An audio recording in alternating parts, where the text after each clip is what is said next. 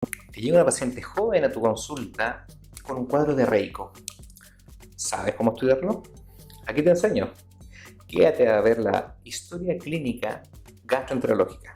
Nos vemos pronto.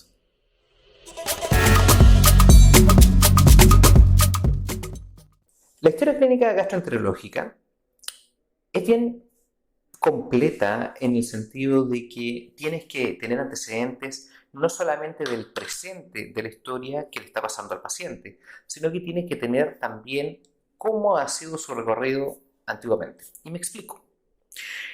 El paciente con un cuadro gastrointestinal, dígase por ejemplo cuadros diarreicos, constipación, síndrome de intestino irritable, algún tipo de trastorno funcional o algún tipo de enfermedad inflamatoria intestinal, por decir algún tipo de patologías, tienen una historia que contar, un antes y un después, algo que me haga pensar en el fondo que cambió. Incluso en los pacientes con algún tipo de cáncer gástrico, cáncer de colon, hay cambios en el hábito defecatorio, por ejemplo. Por eso es importante mencionar no solamente en el fondo cuántas veces el paciente acude a defecar a la semana, sino también las características de las mismas. Hay que entender en el fondo que por la escala de Bristol podemos definir si el paciente tiene una deposición de característica más acuosa, más diarreica, versus alguna deposición más consistente, dura, incluso en forma de deposiciones de cabra que le dicen, por la escala misma de Bristol.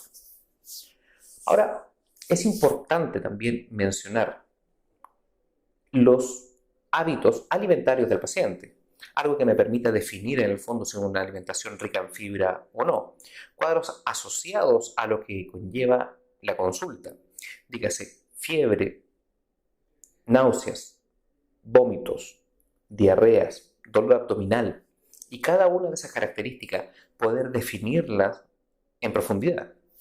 Distinto es a un cuadro diarreico que lleva 2 días de evolución en contexto de un cuadro febril y el resto de la familia también enferma, a un cuadro de 1 mes de evolución en contexto de un paciente inmunosuprimido. También en el fondo hay que entender que un paciente con un cuadro disentérico de países más tropicales es distinto a países como Chile, por donde nos encontramos, que puedan presentar en una paciente joven con un cuadro diarreicos y hematoquesias recurrentes, donde uno tiene que pensar más en una patología inflamatoria intestinal, una enfermedad inflamatoria intestinal, colitis ulcerosa, enfermedad de Crohn. Si la misma paciente con esas características, pero ya no tiene 20, 30 años, estamos hablando de un 70, 80 años, claramente me veo en la obligación de descartar un cuadro neoplásico o una colitis isquémica. Por eso es importante en el fondo las diferencias de dolor, las diferencias de temporalidad, las diferencias en el fondo en los tiempos de evolución de cada paciente. Ahora, otro punto importante a tener en cuenta es, por ejemplo, la ictericia. La ictericia en el fondo sí está asociada a coluria o no, a acolia o no. Para pensar en el fondo si estamos hablando de un cuadro directamente hepático o colestásico. Y estos cuadros en el fondo que pudiesen presentarse asociados a fiebre, por ejemplo, hay que siempre descartar cuadros de colangitis.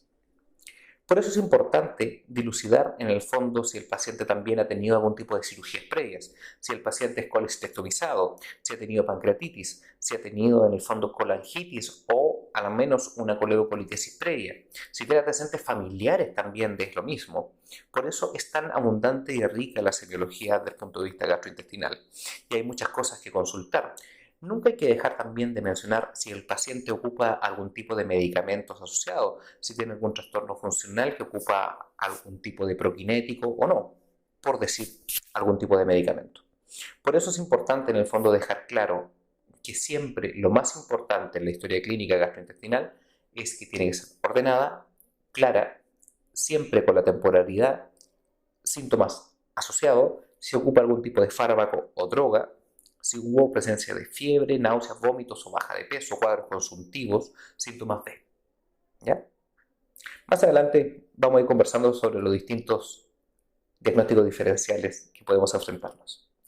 Quédate con nosotros, suscríbete al canal y nos vemos pronto. Que esté muy bien.